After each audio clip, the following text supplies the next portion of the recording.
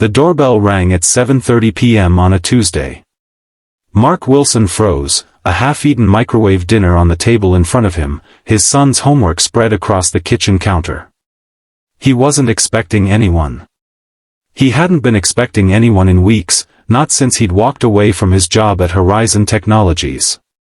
Not since he'd chosen his son over his career.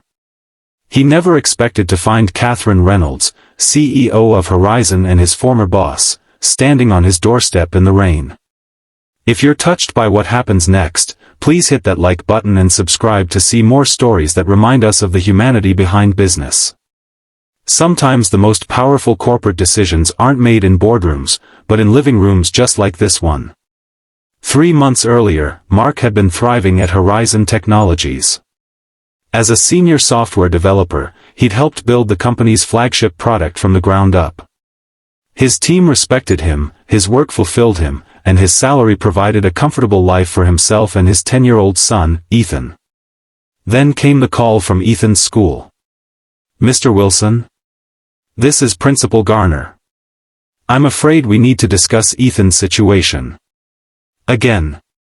Mark's stomach tightened as he stepped out of the meeting room, phone pressed to his ear. It was the 3rd call this month. What happened this time? He had another outburst in class.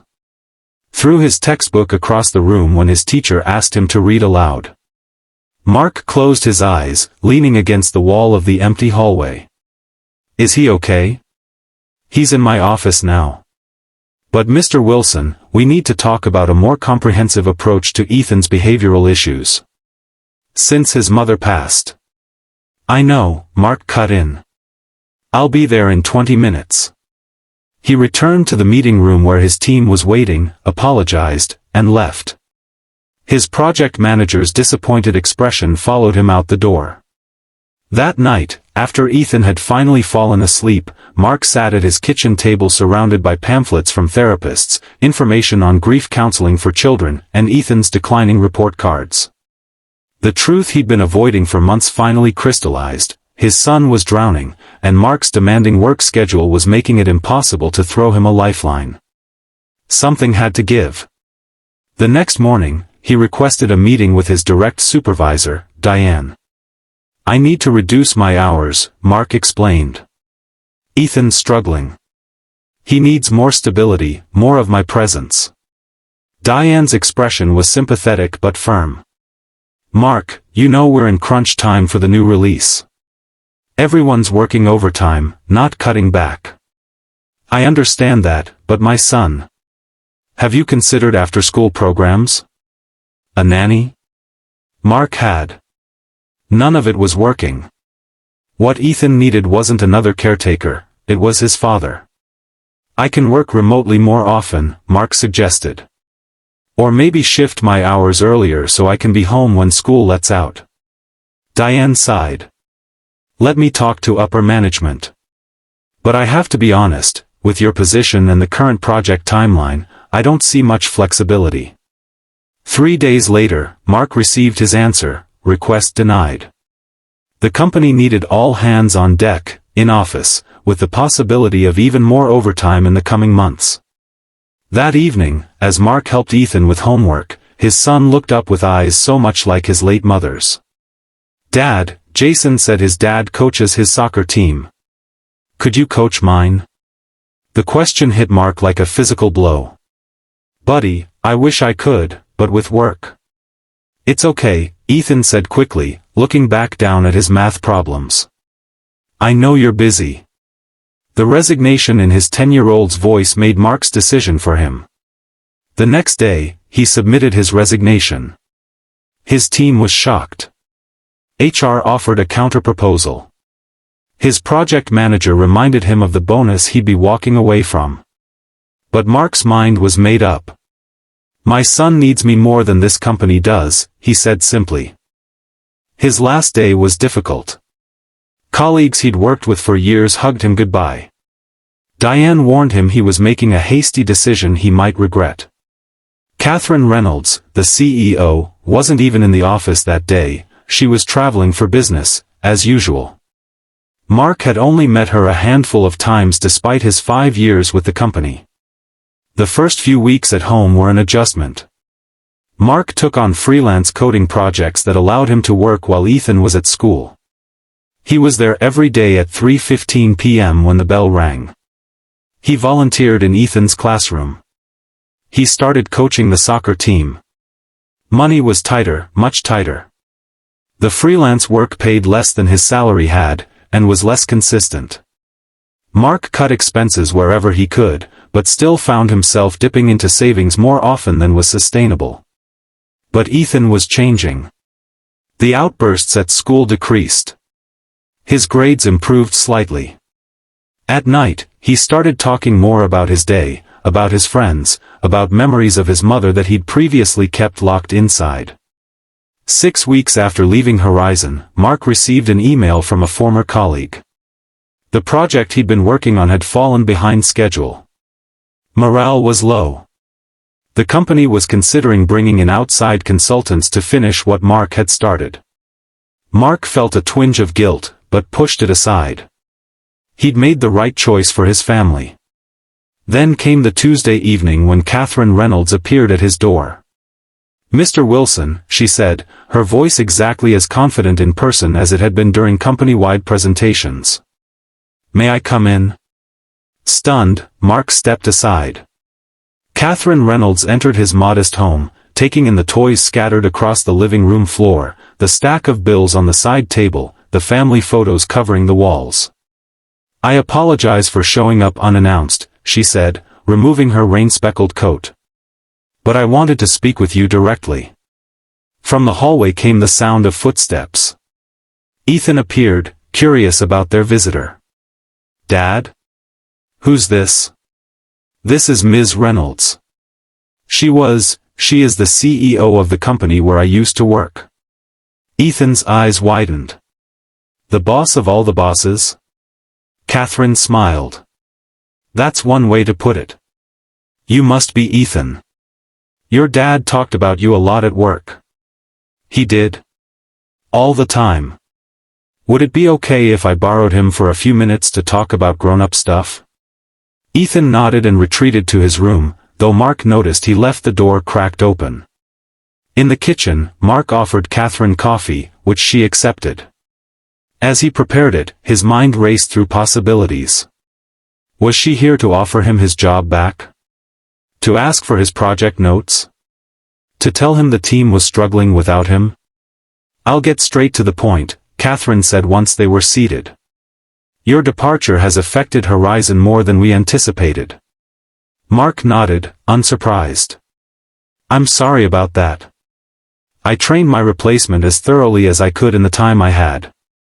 It's not just about your technical skills, though those are exceptional. It's about what you're leaving revealed to me." She paused, turning the coffee mug in her hands. "The day after you left, I returned from my business trip and asked Diane why one of our most valuable team members had suddenly resigned. She told me about your request for flexible hours, for remote work. About your son." Mark tensed. "I made the choice I had to make. I know. And that's why I'm here." Katherine set down her mug.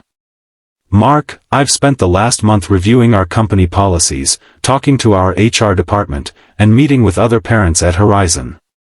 What I've discovered is that we've been operating with an outdated understanding of work-life balance." She leaned forward. "You're not the only parent struggling to balance career and family. You're just the only one who was brave enough to choose family when we forced that choice." Mark wasn't sure how to respond. This wasn't at all what he'd expected. "I want to offer you your job back," Katherine continued. "But not under the old conditions. I want to offer you a remote position, with flexible hours. Core meetings would require your presence, either virtually or in person, but otherwise, you'd set your own schedule." Mark blinked. "I don't understand. Why would you do this?" "Because losing you made me realize we're going to lose more valuable employees if we don't adapt. Because your work was exceptional. And because..." She glanced toward Ethan's partially open door. "I grew up with a single father too. He worked 2 jobs to support us, and I barely saw him. When I did, he was exhausted. For the first time, Mark saw beyond the CEO to the person. I didn't know. It's not something I talk about often. But watching my father sacrifice his relationship with me for financial stability shaped how I view work. I've always believed hard work in the office was the only path to success. Your resignation challenged that belief. Mark considered her offer. What about my team? Would they have the same flexibility? We're implementing a new policy company-wide. Parents with children under 18 can request flexible arrangements. We're starting with your department as a pilot program. The implications were enormous, not just for him and Ethan, but for all the parents at Horizon. I'd need to think about it, Mark said finally. Talk to Ethan. Katherine nodded. Of course. But there's one more thing. She reached into her bag and pulled out a folder. This is a proposal for a new position. Director of Work-Life Integration. It would involve overseeing the implementation of these new policies, advocating for employees with family responsibilities, and helping shape Horizon's culture moving forward. She slid the folder across the table. I think you'd be perfect for it. Mark stared at the folder, then at Katherine. Why me? Because you were willing to walk away from a job you loved for something more important. That's the perspective we need. After Katherine left, Mark sat at the kitchen table for a long time, the folder open in front of him. The salary was higher than his previous position. The responsibilities aligned with values he believed in. And the flexibility would allow him to be there for Ethan. He was still sitting there when Ethan emerged from his room. Dad? Is everything okay? Mark looked up at his son, this boy who had lost so much, who needed stability and presence more than anything. Ms. Reynolds offered me my job back, he said carefully. But it would be different this time. I could work from home most days. Be here when you get home from school. Ethan considered this. Would you still coach soccer? Yes. And help with homework. And be here for dinner every night. Then I think you should do it, Ethan said with the simple clarity of childhood. You miss your work. I can tell. Mark pulled his son into a hug. When did you get so smart? Mom always said I got my brains from her, Ethan replied with a small smile. The next morning, Mark called Katherine and accepted the position. 2 weeks later, he returned to Horizon Technologies, not as a developer who happened to be a parent, but as an advocate for all employees trying to balance their professional and personal lives. 6 months into his new role, Mark stood in the company's largest conference room, presenting the results of the flexible work pilot program. Employee retention was up. Productivity had increased. Parent employees reported higher job satisfaction and lower stress levels. Katherine sat at the head of the table, nodding as he spoke. When he finished, she stood. What Mark has helped us create here isn't just good for families, she told the assembled executives. It's good business. By recognizing that our employees are whole people with responsibilities beyond these walls, we've built a stronger company. After the meeting, Katherine pulled Mark aside. I have something to show you, she said, leading him to a newly renovated space on the first floor. She opened the door to reveal a bright, well-equipped room with desks, books, games, and comfortable seating. Our new after-school space, she explained. For days when parents need to be in the office but school lets out early. We've hired 2 certified teachers to staff it. Mark was speechless. This was your idea, Katherine reminded him. From our 3rd meeting. I didn't think it would happen so quickly. Some changes shouldn't wait. She handed him a key card. We're having an official opening next week, but I thought Ethan might like to see it first. That evening, Mark brought Ethan to the office. As his son explored the after-school room, excitedly examining the books and computer stations, Mark watched from the doorway. A year ago, he'd believed he had to choose between being a good father and having a successful career. He'd been prepared to sacrifice the latter for the former without hesitation.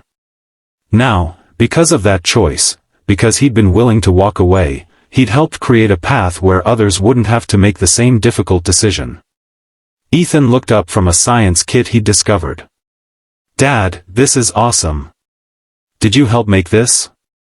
Mark smiled. "I had some input. But it took a lot of people to make it happen." "Like Ms. Reynolds?" "Yes. Like Ms. Reynolds." As they walked to the car later, Ethan took Mark's hand, something he'd stopped doing months ago, claiming he was too old for it. "Dad?" "Yeah, buddy? I'm glad you quit your job." Mark looked down, surprised. "You are?" Ethan nodded. "Because if you didn't quit, they wouldn't have known how important you are. And then Ms. Reynolds wouldn't have come to our house. And then none of this would have happened." Out of the mouths of babes, Mark thought. Sometimes, he told his son, the hardest choices lead to the best outcomes. That night, as Mark tucked Ethan into bed, his phone pinged with an email. It was from a parent at another company who had heard about Horizon's new policies and wanted advice on advocating for similar changes where she worked. Mark smiled as he typed a response. One resignation had sparked a conversation. That conversation had led to policy changes. Those changes were improving lives. And now, the ripples were spreading beyond Horizon's walls. Sometimes the most meaningful work of our lives comes from the moments when we're brave enough to prioritize what truly matters, even when it means walking away from what seems secure. And sometimes, the act of walking away is what opens the door for transformative change to walk in. As Mark finished his email and checked on his sleeping son one more time before bed, he felt a sense of peace he hadn't experienced since before his wife's death. He was exactly where he needed to be, doing exactly what he was meant to do. And it all began with the courage to quit.